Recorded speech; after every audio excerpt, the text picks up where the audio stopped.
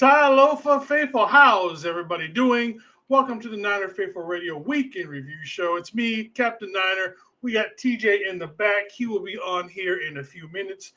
We're basically, for those of you who don't know, even though you should know already, this is just our weekend review show. We're just back here talking about things that have happened during the 49ers during this week. Obviously, hence the name Weekend Review Show.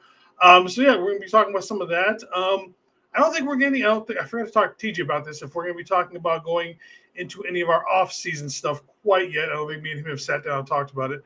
But so that stuff is coming. But yeah, so right now we are going to play the actual intro. Now that we've got the countdown, congratulations, you made it through the week, faithful. We're going to have some drinks here. Well, I'm not going to have a drinks because I still have a job in order to get some drinks. But I'm sure TJ will have some Hennessy or something, and maybe I'll get him to do a double shot for me. We'll see if we get him drunk before the end of the night.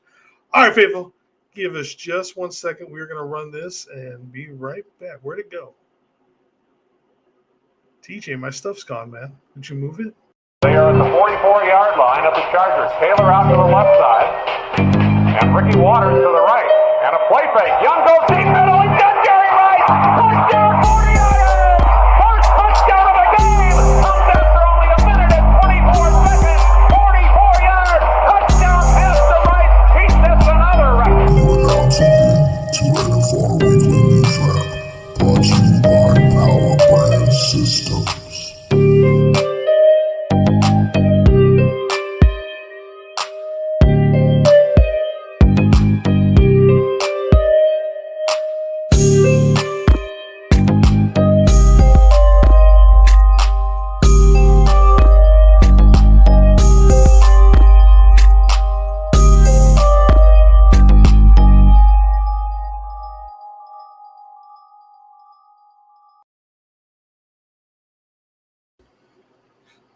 What up, Mouse? How's it going, brother?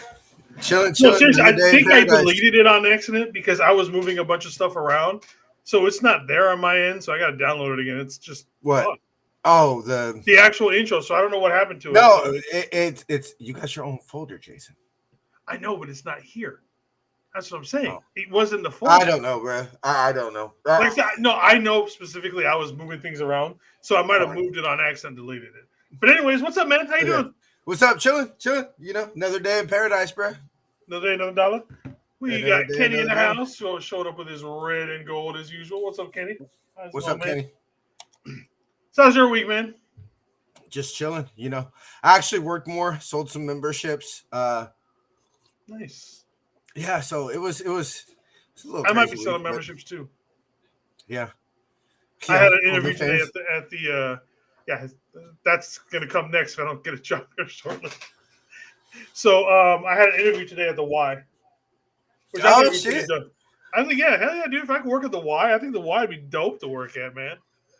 I'm not dancing. No, I'm not. I am not dancing though, even if I work at the Y. But yeah, I'm hoping that one comes through. I mean, it's not as much money, but I think, that pays for my gym membership on top of itself, all that other kind of stuff. So, I mean, and it's the why, bro. Like, Exactly. There's so much shit to do there. They have so much, so, I mean, entertainment almost takes care of itself at times. Job security. I don't think the YMCA is about to close anytime soon. No. Kenny ain't lying. Kenny ain't lying. I'm just I'm saying. going to be honest. I'm too old for college chicks, man. I'm sorry. Nah. No, dude, I need a woman. I need someone that's woman. She's got. I ain't gonna lie. She got to be able to cook. You know what I mean? It's like I can't do these. Even college. Yeah. Chicks, I'm like, yeah. I trust me, bro. I work with some. I get it. Well, I was just talking to somebody today, and I was mentioning. I was like, that Drew Dolman, who obviously, for those who don't know, is Chris Dolman's son. And I was like, I always just imagined like old football fans and, saw old faithful at Levi's or whatever like that. And, I watched your dad play and all that. And I'm like, now I'm that guy.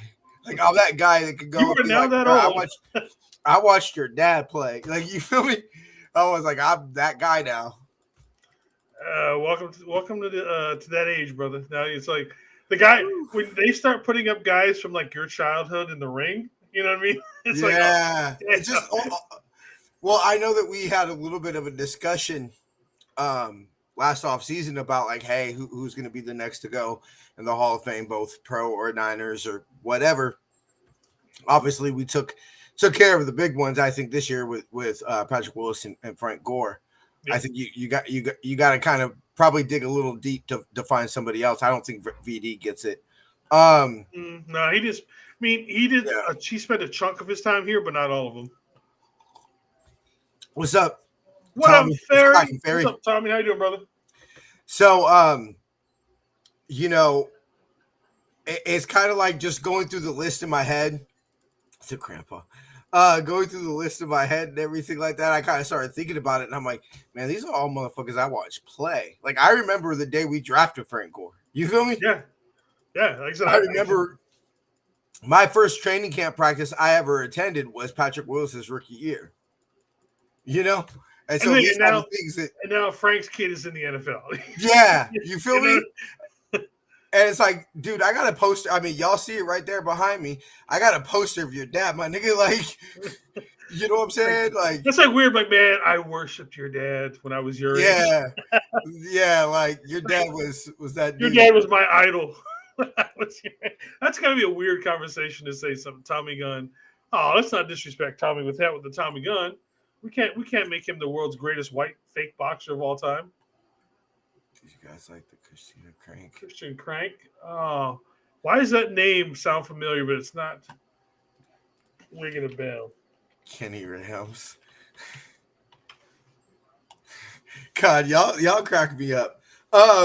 Yeah. So how was your week, bro? Just same old. I play a lot of video games now. Yeah, right. Yeah, you know what I mean? With being unemployed, dude, I mean, fuck, I'm at the point now where I'm fucking sick of it. I need a fucking job. I'm going stir crazy. This shit's driving me. The video games and shit is cool for about a week, but then it's just like it's the same shit. Yeah, it's like no, it's play sports games. Like so, my poison right now is FC 25. You feel me? So I'm rebuilding Man United. Glory. But anyway, so and it's just kind of like I'm on my I'm just starting now. I think my third season. So I've gone through 24, 25, and I think this is 26, if I'm not mistaken. And it's like after a while, it's like it's kind of especially that I don't play, I just sim it. Yeah. And then if I need to, to win or whatever, I jump in.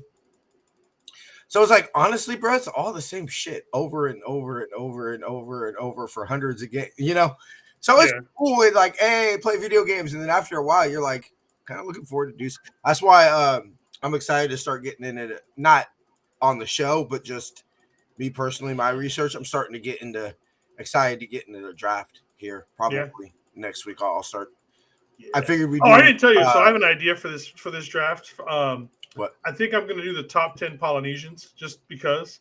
Top 10 Polynesian guys in the draft. Just what I mean. That's just something. Sorry, Polamalu. Oh, in the draft. I thought in you the meant draft like all coming time. up. Yeah, not all time. I'm talking about I'm going to do the top 10 Polynesian players in the draft. See how that works out. Maybe I can make that like an every year thing just for me personally, just because I was like, let's do something a little different. But anyway, so obviously we're drinking tonight, and like I said, since I'm unemployed, I'm not allowed to drink. So I've got the Mountain Dew Baja Blast Zero. Don't need all that sugar because I'm damn near diabetic at this point, being this fat. You drinking on the usual? A little Henny? No, I didn't have enough time to pays me to say this, fellas, but fly Eagles fly, cry Eagles cry. They're playing the Yams, huh? Yeah. Fucking A. I don't know. Like, we'll talk about that. We were gonna. Yeah. We'll talk about the divisional games. Yeah. So we'll have a recap again for y'all. Y'all like that? I thought that was pretty cool. I mean, we give quick predictions at the end is what I was thinking. Oh, okay. Obviously, hopefully, never hope to be in this position ever again because. Let's be real. Tuesday, we would have been reviewing what we would have hoped would have been the bye week. Today, we would be previewing the first Niners playoff game, and then the next Tuesday, we would be reviewing that. So, because no moolah. No, so my thing right now is that because I'm not working, I don't want to spend extra money, obviously. So I'm not spending extra money to buy alcohol, basically. So the Friday night Yeah. show is sober. If I told the wife go get me some beer or something, she probably would. But for me, because I'm not working, It's I don't principle, want. bro. Yeah, that's I all get it is. it. It's like I got better not things to do. Yeah. like I said, I could easily if I said, "Hey, babe, can I go get me some beer or something like that?" Won't have my Kirk Cousins. No, Like I'm that? not. I'm not that kind of sober. It's just like I said. I don't feel like I quote unquote deserve to drink because I'm not bringing in anybody to the household right now. Now that said, the first time I get my first paycheck, it's probably going to be some of that good whiskey because it's been a minute. Yeah, I don't know. We got We didn't. Yeah, we got that because I'm actually y'all ready for one of TJ's rants because I'm kind of pissed about this DC shit. So, but we got to. Oh yeah, I think me, there's a lot of people who Yeah. are putting that. But yeah, so Yeah. you know Anyway, what? let's get rocking. All right, hold on. Before we do, we've been forgetting this. That is actually my New Year's resolution to say more on top of ads this year. So that's Fair. my New Year's resolution. We'll be right back, y'all. We got an ad break. Today's episode is sponsored by Power Brand Systems. Need help getting new customers for your business? Let Power Brand Systems help you grow with their powerful tools. Visit powerbrandsystems.com/NinerFaithfulRadio for more info. If you like our content and would like to support the show, consider leaving us a tip in our tip jar at ninerfaithfulradio.us/tip jar. Join our exclusive membership community where you get exclusive NFR content not available anywhere else. Join our exclusive chat, 20% off of all non-sale For the Faithful by the Faithful gear, and much more. Visit portal.ninerfaithfulradio.us/login to join. For the Faithful by the Faithful Season 4 apparel is finally here. To see this year's designs and also save 20% off of Season 1 through 3 designs, go to ninerfaithfulradio.com/shop. Follow us on social media at Niner Faithful Radio on Facebook, Instagram, Tumblr, and TikTok, and at Niner. All right, so Tommy, just to answer the question real here, quick. I'm fighting with unemployment, so it was denied, and now I'm appealing it, and so I'm waiting on all that kind of good stuff. Yeah. Okay. So, yeah, I've been there, done that. They're still trying to. I was one of the people in 2020 when living fat off of unemployment, and then all of a sudden they're like, "Oh, you're fraud."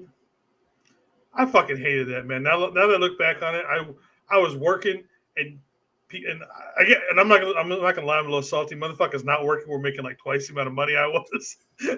I'm not even gonna I'm not mad at the people who were making the money. Exactly. Hate the game. Don't hate the play. Hate the game. I wasn't mad at like you were, you specifically or anybody else who was getting those checks. I was mad because of the fact that it's like, wait a minute, we're so close. We're in a plague or whatever the fuck. I'm out here giving put my life on the line for half the fucking money. What the fuck?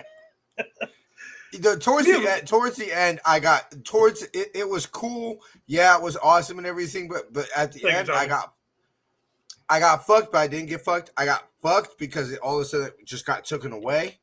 Yeah. Now, luckily, I was smart and I stacked my money. But the problem is that ultimately didn't end up benefiting me because all the money I ended up stacking had to be spent to survive. Yeah.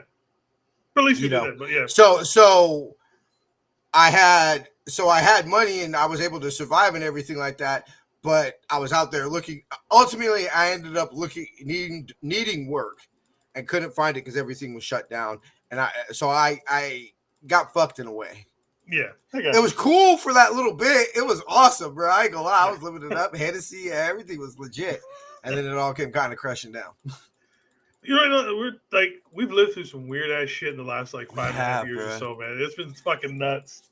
I often trip about my life and just obviously you have a generation that went, where the world was at war and everything like that. And you think about, I remember why I've never gotten down about doing job searches or anything is I remember my great grandma telling me about having to look through a job in the Great Depression.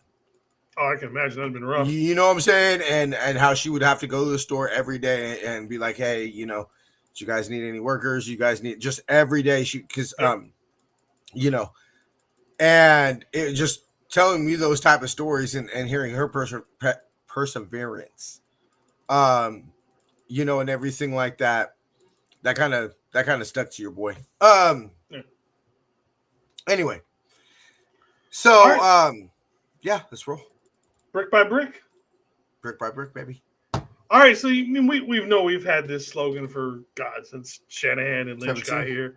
Yeah, so you know we're gonna build this we're about to rebuild have the this biggest organization. fucking biggest building of all time. I know, right? Yeah, so we're building this brick, and so we're gonna go into some of this before we get into the actual priorities. We're gonna be talking about some of the other things that have happened. You know, the actual week in review before we get to the meat of the show. Excuse me. All right, so first off, Brian Griese was asked to interview to the Jets. He's like, nah, I'm good, dog. And to be honest with you, seeing how that organization is, I mean, let's be honest. Aaron Rodgers won a popularity contest versus Robert Saleh, but more or less. That's what happens. It was, you know, a dick measuring contest kind of thing between him. And to be honest, I think it was just Rodgers doing it. I don't think Saleh was, you know, trying to fight back kind of thing. But basically, that's what it came down to. It was him. Rodgers won, you know, the who's the favorite child thing. And now, you know, again, the Jets are a fucking mess. And that's why the Jets will continue to be a mess for years and years and years. They asked for permission to interview our offensive or quarterback coach. And he was like, no, thank you. I'm good. And to be honest, I know there's only 32 positions and you want to take whatever you can get as a head coach in the NFL. I think I would skip on this one.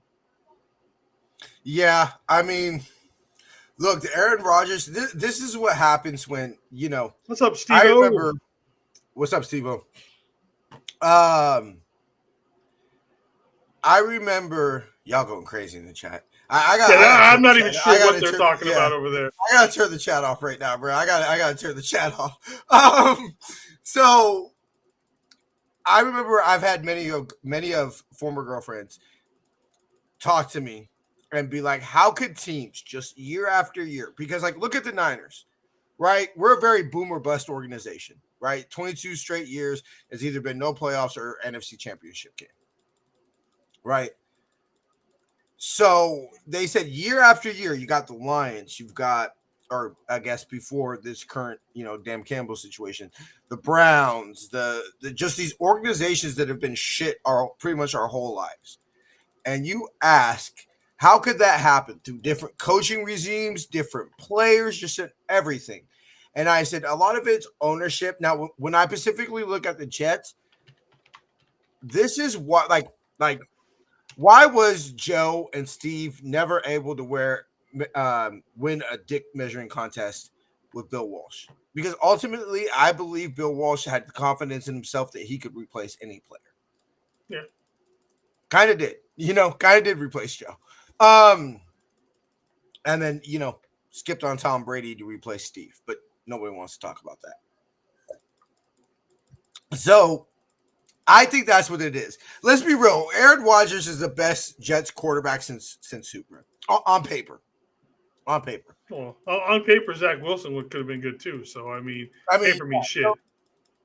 That's what that is. But it's just the Jets are going to jet. Yeah. The Jets are going to. That's it right there. So, all right. So, enough of that. But so, congratulations. That's exactly what it is. Congratulations to Griese for not even interviewing. Didn't even try to go to an interview. He was just like, I'm good. I'll stick around here, and I'll wait for my time. For something else to come up. Now, I'd be curious to see if that's more Aaron Rodgers or the Jets organization. But either way, he's played long enough. I wonder if he ever played against Rodgers. I believe so. Be interesting. I have to look that up at some point. All right, let's go to our special teams coordinator. So obviously we've interviewed Chris Banjo and Chris Tabor. for the offensive coordinator. Apparently, we are still going to let Sorensen Yep. interview. Before we go on for Fossil, do you think Sorensen should even be allowed, or would you allow him to do that job, especially after you just released him, fired him, however, relieved him of duties of being a defensive coordinator? I mean, what I know is, and this is this is like the tip of the iceberg on why I'm pissed, is because it's almost like Kyle's trying to think we're crazy and we're fools. Because he comes out in the offseason, he comes out in these press conferences, and he talks about change and all these things. And then what does he essentially do? Do the same shit, right? I take, which to me, I think John, when you listen to that special teams question, I think John Lynch made a mistake jumping it. I do. I think that made them look very defensive and, almost like a kid caught with his hand in the cookie jar. I think it's because he knew Kyle probably would have made a fool of himself if he let him answer. You know what I mean? Yeah, probably. They're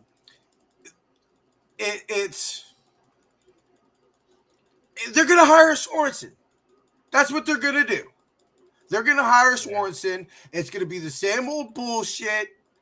It's. And if you look at how the defense progressed under Sorensen, why is it I have the feeling it's going to be the same shit with the special teams? It's not going to get better. John Chapman said the best things. They said, anytime Nick Sorensen has been in charge of something, it's not gone well. Okay? So, surprise me. Come out and hire somebody else. And look, Kyle is who he is, okay? This is what we got to live with it. He doesn't take special fucking teams serious. He doesn't. He says he does. He says he does. I mean, what do I say all the time, Jason? Fuck what we say. Fuck what they say. Look at what they show you. Yeah. Right? Look at what they do. So, I mean, I will give Kyle a little bit of credit in the sense of, if somebody's a top-notch special teams coordinator, the Robert Saleh equivalent of special teams coordinators, his organization isn't letting him go for a lateral move. Yeah. So you're going to have somewhat of unknown. You're going to have somewhat of unproven people. But if they wanted to slide him in the role of the ball as the ball father that he was last year, there's nothing wrong with drafting an O-lineman in the first round, Steve-O, but all right. I think what he means is we all know that the Niners aren't going to do it, which is actually, it's so funny because there's so many people screaming D tackle, D line after so many years of screaming at them for, drafting the D line in the first round. But it's so I understand that if they wanted to slide him in the role as a ball father, but this is to me the most damning information is that ball father role. I was willing to buy into that because you have the team that had the big second or the most turnovers forced in the last 2 years of the NFL before this year. Yep. Right? Cool. The man who runs the turnover, the ball meetings. Okay, cool. I'm willing to say that. Fine. Slide him back as the ball father. But to me, the most damning thing about Nick Sorensen this year is, if anything, the Niners regressed in turnovers. Yeah. And so I want nothing of doing that. And I understand injuries. I understand those things.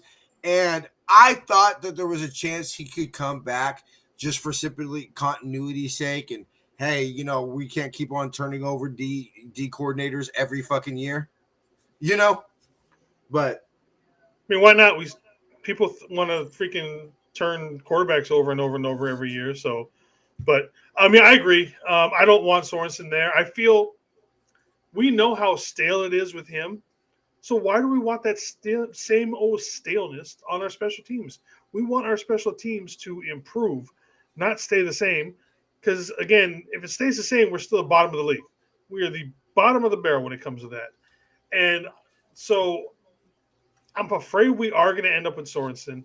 But I feel like if we do not at least bring Fossil in for an interview, that to me is going to show any kind of props I'd given to Kyle for some sort of growth, for getting coaches, to bring coaches in here who weren't new, who have, someone like Fossil could probably stand up to Kyle because he's been around the league for a while. He's got some of that, respect earned in him. Kyle doesn't have a whole lot of that when it comes to coaches. Look at Steve Wilkes. He doesn't surround himself with those kind of coaches. So no, he doesn't. While I have given Kyle credit for doing some of the things, growth wise and all that kind of stuff, if you don't bring Fossil in to at least get an interview and talk to him, bounce an idea or two off of him, if you have a chance to sit down with a billionaire, would you not talk to the guy? You may not, you may not necessarily want to be in his business, or anything like that, but would you not at least talk to him? Try to pick his brain on something. Yeah. See how he thinks, so that maybe something that he does sticks with you, and then all of a sudden you can go make money. So I feel we need to do the same thing with John Fossil, is at least get him in the building and talk to the man. Yeah, this is. I'm gonna go on my rant more with the D coordinator situation. I think a lot of people have this rant that special teams coordinator, that special teams coordinator. But I fully agree. Look, at the end of the day, if you're gonna say, like, if it's gonna be like this is why I'm all for the Rooney Rule, right? I'm all for essentially what was really meant to be black, but fine, minority coaching and making sure that these things happen and you hire minority coaches and things of that nature. I'm all for that. But it's insulting when what the Niners had to go through for offensive coordinator was just retarded. When it was just it was retarded. That's unnecessary. So this one I can that was the most ridiculous. Like, look, like I understand the way I look at it is I don't think this is Kyle saying, "Hey, I want an offensive coordinator." What I think this is saying we have to give Clay Kubiak a promotion so that somebody doesn't. He's leaving. Yeah. You feel me? And in that type of situation, like Kyle came out straight up and said it. He's not going to do shit different. No. I doubt they even gave him a pay raise. No, I think that if we were worried about someone taking him, I think there would have been pay raise involved with that. True.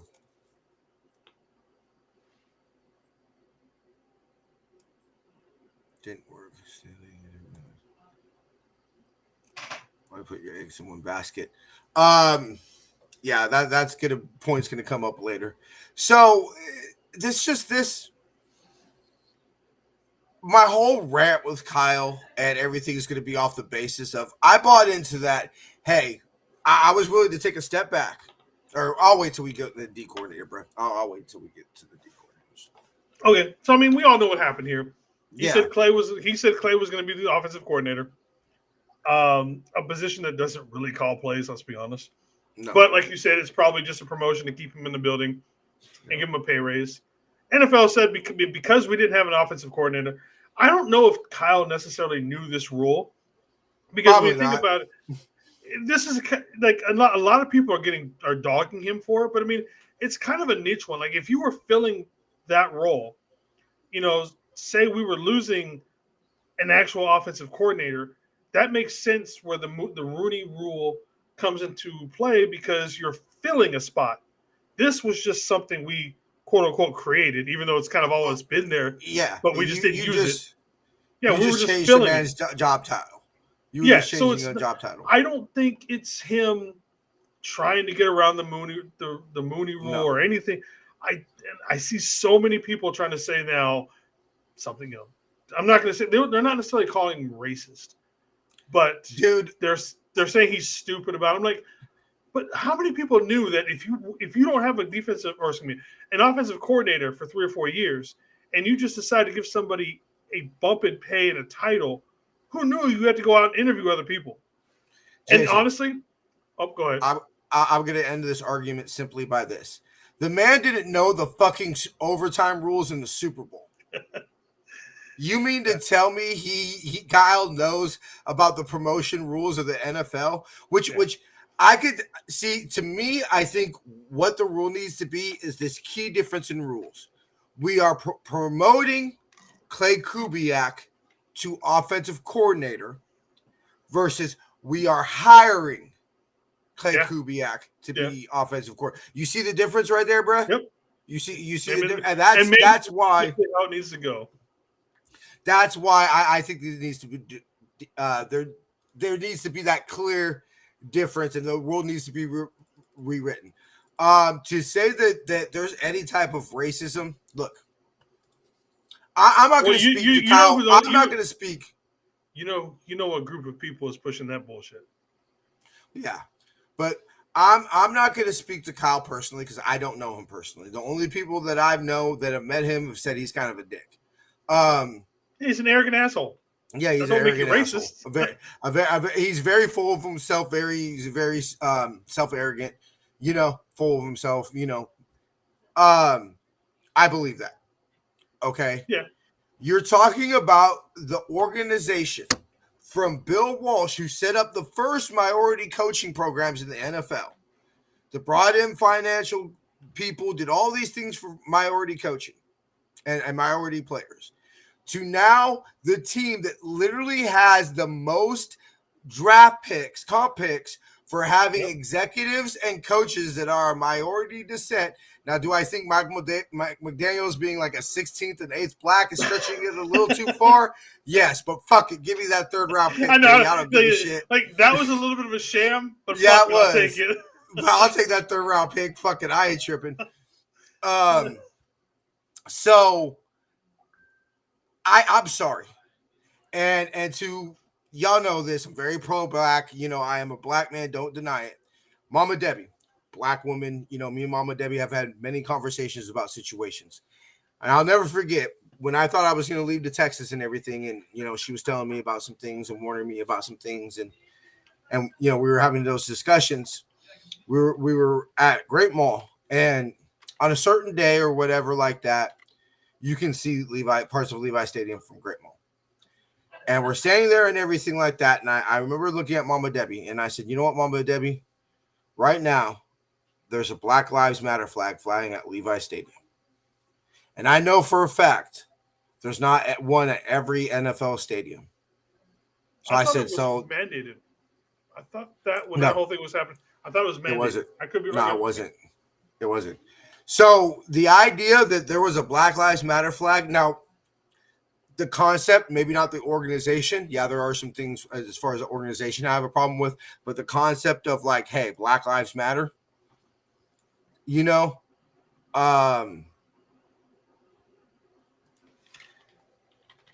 I feel pride of that. I've always said, yes, I'm a staunch supporter of Cap. And one of the proudest things that I have is that Cap did that in the Niner jersey. You feel me? And what really, honestly, more than anything, more than a championship he could bring or anything like that, or maybe not more than a championship, but anything else, the one thing that Jed York did to make me respect this organization at a time period that there are some questions about organizations in the NFL, bro. Let's not forget the shit that happened with the Clippers, Yeah. And all that was what Jed said. I do not necessarily believe in Cap's protest, but I believe in his right to do it. And I said, that's all I can fucking ask of you, bro. I don't ask some rich Italian dude to really understand what it's like to be poor and black. You know what I'm saying? No, you don't get that, bro. But at least to respect the fact that, hey, you know what? That's part of anyway.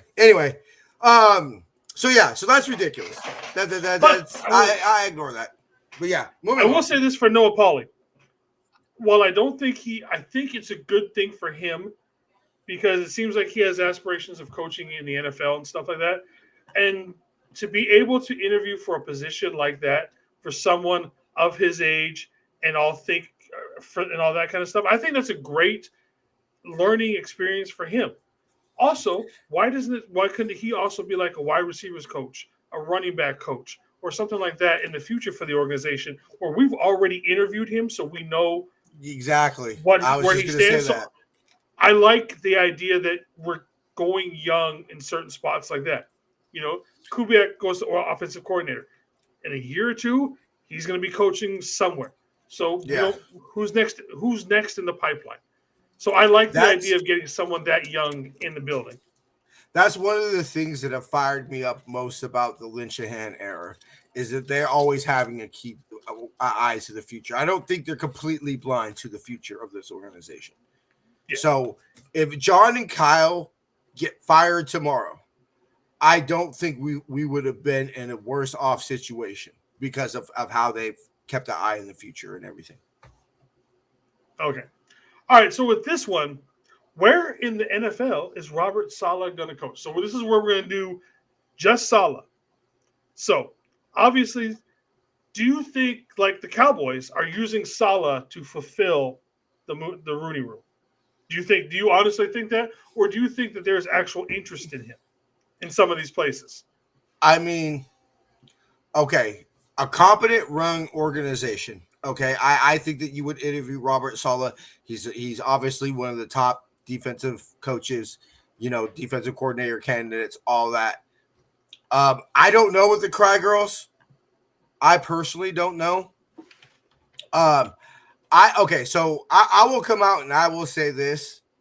I believe if he's going to take a head coaching job, it will be in Jacksonville because he's already been there. Probably already has a relationship established with the organization. Apparently, from what I've heard, I know. Apparently, from what I've heard, is that if it's a sticking point to him deciding to become a head coach for the Jaguars, he could pick his own GM. Which I wonder how that's going to make how awkward is that going to be if Robert Saleh doesn't take the head coaching job and Trent Baalke walks in like, so what was that about him being able to pick his own GM? Have you seen how I could destroy a franchise? Especially when you followed him or kind of followed him, not you a couple years removed, but yeah. So that's my biggest threat. Where I think that if you're telling me he's getting a head coaching job, it's going to be Jackson. Okay. Well, here's the thing: he's sneaky the Raiders too. Yeah. So we've all but told, according to reports, we've all but told him like, "Hey, we want you back, baby, come back." Basically, we are outside Saleh's window. We've got the jukebox and everything. Yeah, we are basically outside saying, "Come home, baby, come home." In fact, the rumor is we are going to make you far and above the highest paid DC. Like we are gonna back the Brinks truck up to your house. We're giving you a blank check, whatever you want. That's how bad we want him back. But here's my problem with it. One, he is the only person we have interviewed for defensive coordinator right now. That's Besides it. Besides the other dude. Townsend? Yeah. Townsend. But let's be honest, Townsend's not going to get the job. No. The way it's looking and everything, he's not. Everything is on Saleh for the most part. It's like whatever we do, I mean, we'll get to the next slide in a minute, but it's like everything's on him. So it's boom or bust with him. So it's not that I don't want Saleh back. If he comes back, I will creed him. I will with arms wide open. You know what I mean? Like I would love to have. I can't believe I just said that because I fucking hate Creed. I would welcome him with fucking open arms. I love Saleh. I love the kind of enthusiasm and all that kind of stuff that he brings to the game. My problem is if we get a fraction of what the defense was before he left, we're having the same conversation next year, but just who's replacing Salah. So it's like, do we really want to put ourselves through 1 year? I mean, we've asked this about plenty of other things. Is it worth it for 1 year? Say we win the Super Bowl. Is it worth it to you? Well, yeah, of course. That like if you win the Super Bowl, of course, Jason, anything's worth a championship. Yeah. You know, I mean, like but that's the problem. That's putting an awful lot of shit's got to go right. That's putting an awful lot of shit's got to go right. That ball is oblong shaped, Jason. It bounces funny fucking ways. You know? And is Salah going to be the new scapegoat? I mean, you know, I didn't necessarily think, you know, sometimes you got that, you know, this is my thing. Or I'll stick to Salah right now. That's what I was going to say on Tuesday is that, and this kind of ties into my rant about the defensive coordinator is that I bought in. If you sit there and you say, hey, D'Amico gets taken, right? Which, come on, it was very clear that D'Amico was going to be a hot candidate for head coaching jobs at the end of the 22 season. So they had to be. It would be malpractice to not start to prepare. But I get that. You played basically the second longest the season could be, right? By the time you're even ready to get rock and rolling in DC coordinator jobs, who the fuck's available? Okay. Awesome. I'll buy into that. The year after that, you're coming off the fucking Super Bowl. Literally, you can't play any longer than we did last year, Jason. Mm-hmm. Literally impossible. Right? I'm willing to buy that and say, hey, we were our hand was kind of forced. But are we? Let's be real. How good is Kyle's track record? Because you obviously got D'Amico and Robert Saleh, but he hasn't been able to hire a D coordinator about that. And this idea of so let's Wilkes was a good. I just think it was a personality / scheme. You were trying to put a round hole in a square peg. Yeah, but I think that was square peg was fucking number 3 in the league. Held fucking the Chiefs to one touchdown. They clearly digressed on the defensive side. They clearly regressed. Up front, they got better on the backside. No, I was talking about this year. Oh, okay. They regressed this year from last year. Oh, yeah. Every whole defense besides Demo damn near got worse this year. So, which somebody made a joke that was funny that, you know, Sorensen was one of Demo's coaches last year, and then when he's actually not coaching him, he has his best year. So my thing about this is that Kyle he progressed. He proclaimed it, Jason. This year's going to be easier. We got all the time in the world. We can search high, low, far, in between for this defensive fucking coordinator. Right? You've done 2. Fucking 2 interviews. And this to me, like, I know it's going to seem a little weird, but like pride. Okay. I'm talking about pride as a man. It's like a chick saying, hey, I'm going to go look and see if there's anybody else better. And if I can't find a better situation, then I'll come date you. I as a man, Jason, I can't have that happen. If there's ever been a chick who's been like, hey, I'm talking to multiple dudes, you know, like beyond something casual. But even if somebody's going to say they're dating me, even if it's like not boyfriend, girlfriend, but dating, you know, and everything like that, and they want to talk to multiple people or are torn between me and another guy, I've always been like, choose that nigga. Right? I got enough pride that, you know what, I want somebody who wants me. You feel me? And so, Robert Saleh, are we just going to be a negotiating trip to be used by Robert Saleh to say, hey, the Niners are willing to give me a blank check. What are you willing to give me as a head coach? Yeah, I would completely use that in negotiations. 100%. He'd be dumb not to. Like, oh, and you only want to pay me this much? Oh, I can go take half the responsibilities in Frisco as yeah. not have to worry about an offensive, all that kind of shit. So I mean, yeah. And to me, it's just this. It's so frustrating because I feel like he's just trying to play us for a fool. Like, we're gonna search hard and wide. Oh, look, which I have no problem with Robert Saleh.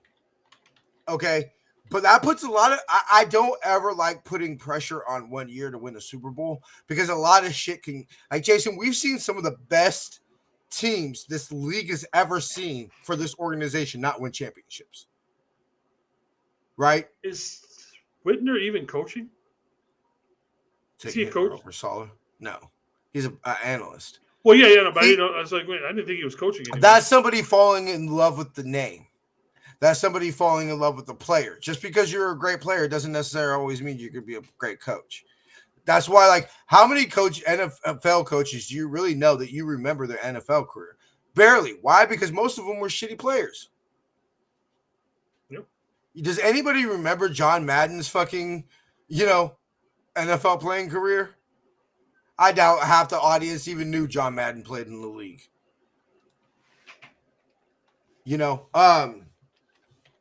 So you got Jeff Ulbrich. Look, I think we're a lot of the faithful are all in the agreement of you got Robert Saleh, Jeff Ulbrich, or Dennis Allen, right? I think that's can we all pretty much say that that's what we're kind of feeling? I think that's kind of where we are landing currently. Okay, so Robert Saleh's gone. I mean, how much longer could Jeff Ulbrich or Dennis Allen last? You talking about a free market kind of thing? Yeah. So it's because we've got other teams got head coaching vacancies. Are they not going to be looking at? So say we want Dennis Allen as our next one. Vacancies. Well, I meant DC. Sorry. So whoever is going to be the coach of the Bears. Are you not going to call Dennis Allen and be like, hey man, I'm interested in you being my head coach. Hey, John Fossil, I would like you to be the next Bears special teams coach. And so we're just going to wait to see where those fucking things fall again to where we're stuck with Sorensen again type situation. Are we going to wait? I know. Are we going to wait for everybody else to get hired? And then we're going to be, stuck with Brandon Staley as a DC. Well, everybody hates Staley, even though I don't quite understand why they hate him so much. But I think they're afraid of switching to 4-3 or 3-4. And I get it. The Chargers didn't have a great defense, but shit. The same people who were bitching and moaning about him, all they scream is, go get Vic Fangio. Why not Staley? It's the same damn thing. Because they've seen it. They've seen it. They've seen it, Jason. It's because people are stuck in 2011, 2012, 2013. That's why. It's the same reason people are screaming about Robert Saleh, which I'm not against, by the way. I'm not. No, he's at least that would make sense. That would make complete sense to me with Robert Saleh. It makes the best sense because I think it helps you keep Dre. Because let's be real, who are the three alpha dogs on this defense, Jason? Bosa, Fred, and Dre. And I mean, come on, that was Fred, and fucking. You know what I'm saying? Like they were drafted basically by Robert Saleh. Well, I mean, if you take that note, they all fucking love Sorensen. They hated Wilkes. That's what they say. That's what they say. But they weren't open about it. They were openly criticizing Wilkes for whatever. Even though a couple of them were playing some of their best ball, they were openly criticizing Wilkes. So I don't quite understand that. I mean, I don't know. But what do you think about somebody else on here? Honestly, everybody's hating me for saying Pete Carroll. Why would you want somebody who has, what was he, 74 now? You're willing to take on a 70-something Bill Belichick, who was a defensive guru for years and years and years. Why not someone who's been in the fucking building before and Pete Carroll? Pete Carroll going up to, he's in the division. He's a little pissed off at fucking Seattle, the way they fucking just kind of ousted him there. Wouldn't you think he has a little vendetta to get with them? Honestly, I think it makes more sense than what people think because Kyle fucking gushes and creams himself over the fucking shit out of style defense. I mean, hello. Here's the fucking guy who created it. There's your Legion of Boom, the fucking guy that created this fucking defense that you fucking love so much. There's the guy that perfected it. That nobody else in the league runs. Huh, I wonder why. Yeah, so I mean, to me, I think it's going to be Saleh. I truly think it's, and like I said, I hate saying that I don't want Saleh because I know we're going to be having the same conversation. But if it's not going to be him, we've got to go with Dennis Allen. I think we've got to get. And while I've got nothing against like Jeff Ulbrich and bringing him in, I think he's going to be a fantastic coordinator somewhere. We need something new. Dennis Allen is new. If we bring Jeff Ulbrich in, we're bringing in basically kind of like a Robert Saleh Jr. We need a different point of view to change things up a little bit. Excuse me. So, what would you think? I know it's not going to happen. What would you think about hiring Robert? If I told you you could have Robert Saleh and Jeff Ulbrich as assistant defensive coordinator or polisher of chrome dome, Jeff Ulbrich. Because the one thing I think that's fucked us this most the last 2 years since D'Amico left is not having an Aaron Parent already in the building. Well, yeah, we really didn't, did we? I'm trying to think of somebody, and it's like there was nobody ready though. That's the problem. You know what I mean? There was nobody that was ready. You really mean to tell me their number one choice, that man they wanted more than anybody else in the whole league, was Nick Sorensen? Or is that who they got? Although I can't think of his name off the top of my head. What if we had him come back and then teach shit? Who's our linebacker? Johnny Holland. Johnny Holland. No, not Holland. What about Bullocks? No, shit. Played for the fucking Seahawks. Bobby Wagner? No. He's because Bobby Wagner's playing for the Commanders. But that's right. Shit. Oh, I know who you're talking about. I can't think of his name. We hired him this year. Yeah. Let me see if I can find him on the I'm on their site and it's not showing his name. Oh, fuck. KJ Wright. That's what it is. KJ Wright. Now, if you told me we had someone like Saleh, but I would want Saleh for a year or two. Yeah. To get someone young like, KJ Wright and something like that to, build them up. You know what I mean? I want him directly underneath Saleh for at least 2 years before he takes over. Because I think if you're going in with Robert Saleh, if that's what Kyle says, I don't care what I have to do, get me fucking Robert Saleh, and Jed backs up the Brinks truck. It would be malpractice to not have an alternative when he's gone in a year or two. Yeah, because I want someone underneath him learning. If Robert Saleh's still here in 3 years, that means something went wrong. And then you got to question if you even want him here still. Yeah. That's look, good coaches are going to be taken. That's fine. They have came out since their introductory press conference and said they are always, the eye is to the long term. The long-term sustainability of this organization. Then you have to prepare for coaches to get poached. Yeah. You have to have, especially if you're successful, backup plans. Yeah, you have to have backup plans because honestly, I think that's what fucked us the last 2 years. All right, go ahead, Jason. All right, so now we'll move into the actual priorities. And I think number one is kind of obvious, but I think it's so obvious we can't actually ignore it. Get signed Brock. And it's not sign Brock Purdy. I want Brock Purdy signed by the fucking Super Bowl. I want that shit done and over. It needs to be done and over with quickly. That way we can move on to other. We can't play this fucking bullshit game. We're going to wait to the last second, hold everything out, blah, blah, blah. To basically give him the contract that he was going to want anyway. Yeah. I keep saying Riverboat. You know what? I would not be against Riverboat Ron at all for being a DC. I have not heard lick or anything of him even being asked about it if he's interested, but I wouldn't be against Ron Rivera being a DC. But anyways, back to Brock. Yeah, this shit needs to be done. I want to wake up tomorrow. We've signed Brock to $75 million a year. I don't give a shit.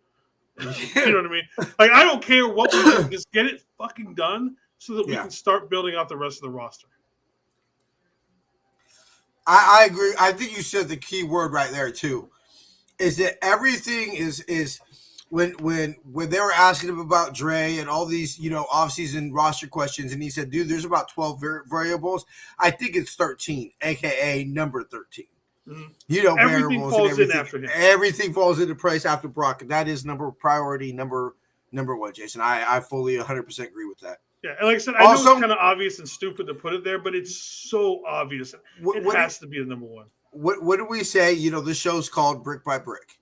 We've said all offseason, not a rebuild, a retool. And I think also what it is not that our culture was ever into question, and everything like that. But I think this year, it's about the part of the retool is reestablishing the culture and the foundation. And the number one culture foundation piece, whatever you want to call about, is your fucking quarterback. Yeah. When you have one. And you know what? We thought we had built that bottom. Like, we had talked about all offseason tour. We were like, okay, as long as we don't get this, we didn't necessarily raise the roof, but we solidified the floor. The problem is we had so many people who were injured, we couldn't get past that floor. You know what I mean? Yeah. We spent all that last year saying that. Okay, so if we've got the floor built, can we rebuild the rest of the fucking house now? Yeah, you got the foundation now. Patch up the roof, and I get it. That's a great analogy, bro. That's a great analogy. All right, and then my personal second one, you got to get Dre back on here. And yes, Dre is number 2. Now, you can change things if we don't get Dre. For whatever reason, someone just throws him double the contract or whatever. You know what, Dre? Love you. Go get paid, brother. You know what I mean? Yeah. But at the very least, we have to get him signed. We showed the defense, you can see, just wasn't the same. We don't have anybody out there. We don't have a mauler. Yes, Fred tackles. Fred goes all over the place. But Fred isn't exactly someone who lays people out. He can tackle. He's a great tackler. He just doesn't. Oh, go ahead. Fred's the coverage linebacker. Dre's the thumper, the enforcer, I mean, but Dre's just as good in coverage. Look what he was. Yeah, I'm not saying that. I'm not saying that was not a knock on his coverage. I'm just saying. Yeah, but I mean, some people don't realize how good of coverage he has. I mean, in the Super Bowl, he had Kelsey on fucking lockdown for the most part. And as soon as he went out, what happened? Bam! All of a sudden, Kelsey comes alive. Kelsey was losing his fucking mind on the sideline. Yep. They could not get him away from Dre. Jason, I've never seen some shit like the difference of that defense and everything like that. Like I never seen some shit like that. Like I never seen a player come back from injury. Who says Fred is soft? I'd like to see who says that. I'd like to slap him. Yeah, I wouldn't dare. I will say this: soft to his face. Fred is definitely the more finesse of the two. Like, not to say that he doesn't have any power behind him, but Fred is definitely the more finesse of the two. But that's fine; it works out. You know what I mean? He's a different style of linebacker, I guess. But yeah, Jason. I mean, it's different. It's just it's different with 54 and 57. Yeah, and you'll feel the difference when you get hit. Fred will tackle you, that's for sure.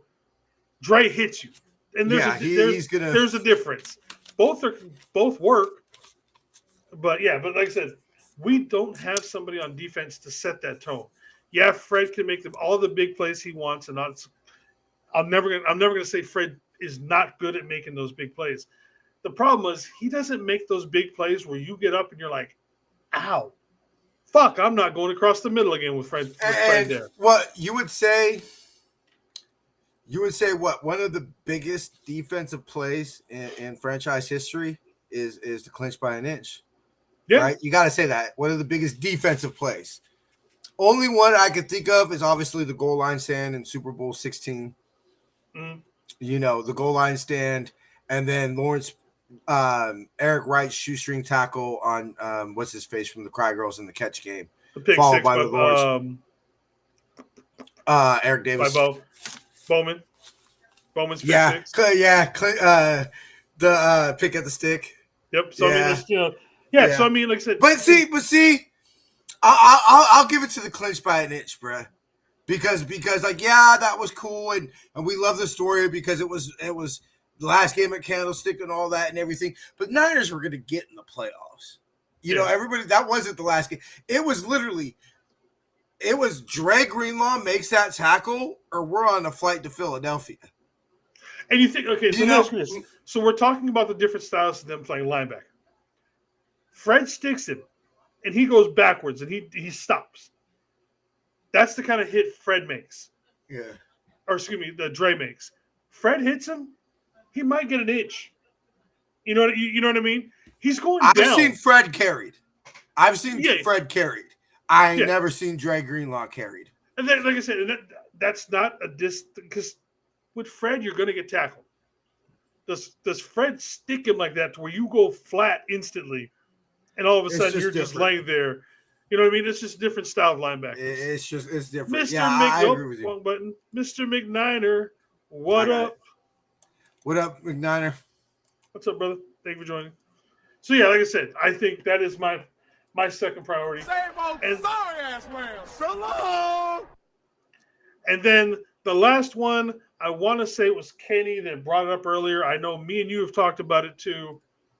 And I don't give a damn if all we fucking draft is linemen in this draft. We need to restock these trenches 100%. We have gotten way too soft, SAWFT, on both sides of the line. Nobody fears us anymore. Where is the toughness on both sides of the line? Where is it? There is nobody that's mad. There's nobody that's angry that's out there playing anymore. Again, I will probably be saying this all offseason over and over. Both sides of the line have gotten soft. And that is the major, major problem we're having on this team right now, is that we have gotten away from being that badass offensive and defensive line that we have. Yeah. All right, I will rechange. I'll change your number 2, Jason, and I'm going to say sign Dre / extend Kittlecorn and Fred Warner, just because you could lower their cap hits. And part of reestablishing the culture is after this year, after everything we saw motherfuckers literally say, nah, I ain't going in the game and everything. When you have the contrast of that to Fred Warner playing with a fractured fucking ankle, and George Kittle not just this year. I mean, like, George Kittle plays with shit we never know about. We'll never know about. And he's done that probably every year of his NFL career. You know? Like, you're talking about 2 franchise greats going up in the Ring of Honor, getting statues in the hall, in the museum. You need to make sure that their leadership is never, ever, ever, ever missing from that locker room. That's my priority number 2, along with signing Dre. Dre or Huff, preferably Dre. You know, but if you tell me you can get Huff and a top-notch, top-of-the-market center, I still might not take that over Dre. Bro. I don't know. That would be really hard. That's really hard. That's okay. I will remove myself. I think Kyle's going to value the center and Huff. You know, Kyle has proven it's the reason why we let go of Defoe. Kyle has proven you can keep this player, but you're going to lose player A, B, and C. or you can get rid of player A and keep player B, C, and D. He's going to choose to keep player B, C, and D than to pay player A. Yeah. And I think David's right. Other than Pooney, like I said, we all love Trent. Trent's hurt. Trent's old. He's an old lion on his last hunt. Yeah. And, you know what I mean? So how much is he going to contribute? Yet again, you talk about building sustainability. That's been the buzzword that they've gotten here. It is malpractice because Trent Williams ain't going to fall in our fucking lap like it did with Joe Staley. No, that's never going to happen to anywhere in the NFL again. Exactly, in the NFL ever again.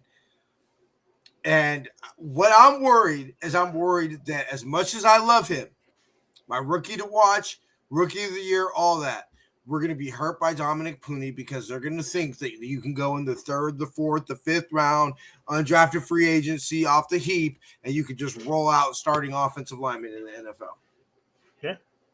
And there's a couple that go in the we have a first round that's probably going to fall. A good chance they fall to us that are legitimately perfect fits for this lineman, for this team. Yes, I want Kelvin Banks, but there's a couple others that could fall straight to our laps that I would not have any hesitation with pulling the trigger on instantly. So, first draft shows D-line, O-line, tight ends, right? Just so I know what to study. Okay, cool. We can make it. You know what to study. Yeah. I just needed to know what to study. But yeah, so I mean, like I said, that is probably even more than Dre. I think we have to restock the trenches in the draft. I mean, we're so weak, so old, and on the defensive side, kind of young, which I don't mind the youngness, but we need to get some play. No, yeah, we need premium talent. It's basically what we're doing is we're suffering from Drake Jackson being a flop. Yeah. We're suffering from Drake Jackson and Javon Kinlaw being flops. Yeah. And so that's why we're in the position that we are in again. And unfortunately, I do believe Steve-O's going to be right. They're more likely to trade for an O-line than draft one. Yeah.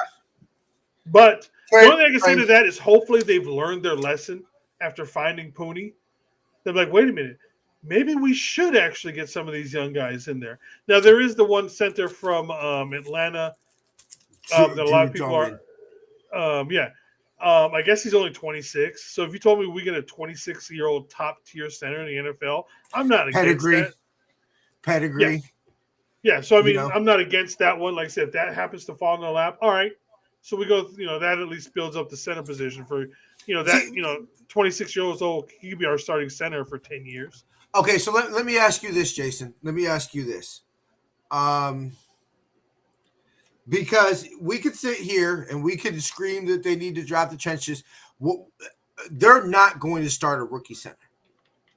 Shit. If you really truly believe what they were saying, the only reason Dominic Pooney started was because Jake Brendel and what's his face got hurt. Feliciano and all those guys. Feliciano and Spencer Burford. Yeah, that's it. So they weren't about to start Dominic Pooney.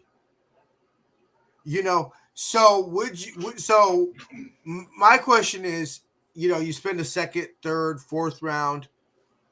If we spend a first round pick, especially a top 11 / trade up if somebody starts to fall or whatever, he's starting. But if you're going to go second day, third day, or second round, third round, maybe even fourth round, I'd rather spend that on another position of lead, maybe linebacker or safety, depending on, if you sign Dre or Huff, than to draft a center that, let's be real, is going to either be inactive on game days, or they're going to end up cutting him and trying to get through to the practice squad. Yeah. So I agree with you. It's time to invest premium, like this to me might be one of the most important picks in the Linchenhan era because of how devoid this roster is of young first round picks, like blue chip premium draft picks. Mm. This is probably one of the biggest picks because, like, let's be real. If we're selecting top 11, next year or damn sure the year after that, it might be a different regime. Oh yeah, making the selection. it could be. So this needs to be an impact player. If we're taking whoever we need to take, should we take anybody at 11? They have to start. Well, how about this corner? I give a fuck if it's a corner. I don't think it will be, but no. What do you think about the idea that people are talking about? We should draft a tight end in the first. The guy from Penn State. I haven't watched the player to speak about the player, but if you tell me he's half of what George Kittle is in a year or two, if you tell me this year he's going to legitimately give us a number 2 tight end and extend George Kittle, who, by the way, you should have signed to an extension, and you say, hey, that extension becomes worth more money now because we've drafted this tight end who's going to make sure George Kittle lasts the length of this contract, I'm not against that. If we draft that kid out of Penn State, I better see 2 tight end sets, 90%. It better look. It better look like Gronkowski and Hernandez every fucking play. You know what I mean? Like, I don't care. Every fucking set needs to have 2 tight ends. If we draft, if that's, which I'm fine with, because that 2 tight end set for the fucking Patriots won them how many Super Bowls? Or I hate to say this because I love him. Is he a juice replacement? Is he a juice replacement? And you know what? I'm okay with that because you can go back and forth on that. What's up, Lawrence? Thank you for joining, brother. Like I said, I'm not even against that. If that's the way we want to use him, cool. I think they're gonna approach him for another pay cut this year. Oh yeah, I think so too. And look, I was high on Braden Willis. I was fucking wrong. It's just not happening. And I know there's been so many and fucking Kenny have gone ends. back and forth on Cameron Latu and Braden Willis. Look, Braden Latu is fucking terrible. He probably still drops the only person who drops more balls than Cameron Latu is fucking Ronnie Bell. That said, Braden Willis is only about a step and fucking behind him when it comes to being useful. I'd almost pay to see a catching contest between Cam Latu and Ronnie Bell. I'm taking the under. whatever it is. Whatever it's 0. I don't even 0. 0. I'm taking -4. I'm taking the under because they're going to drop it. Absolute 0. Take the under. Yeah. And all the top end. I will take a left tackle. Steve, I wanted Pitts too, but Pitts is just, he ain't doing shit in Atlanta. I fell in love with Pitts, I ain't gonna lie. All right, you ready to rock and roll, bro? Yeah, man. That is the show. That's everything that we had for you tonight. All right, cool. We'll get into Tuesday. Hopefully there'll be some DC news or something we can get into. Give me something. At least fucking interview somebody. Yeah, and then we're gonna crack into free agency. I don't know. I haven't even looked at any of that stuff. See who's going to be a free agent. We can do just a whole show of everybody that's a free agent. Who should we bring back? Stay and keep her cut. Yeah, all right. Yeah, keep her cut. All right, we'll do that on Tuesday. All right, brother. All right, man. Thank you very much. Yeah. All right, y'all. See y'all Tuesday. All right, everybody. Again, thank you for joining us here on the Niner Faithful Radio Week in Review Show. To all you guys who are having y'all had some fucking nuts ass conversation. At some point, I didn't even know what the hell you guys were talking about. Like Ronald McDonald, and I think he was molesting somebody. I don't even know what the fuck you guys were talking about. Y'all are fucking crazy today. But again, thank you very much. Obviously, we're not going to be doing any press conferences for the weekend or anything like that. That's all we got. I will still be doing my Captain and Coffee morning TikTok reports over on the TikTok. We'll see if the app keeps going. If not, it'll be on my YouTube for those reports. Until then, everybody, we'll talk to you next Tuesday when we come back at 4:30. We do our Cut or Keep show. All right, Fafitai Telova. One love, faithful. Where's my mouse dead?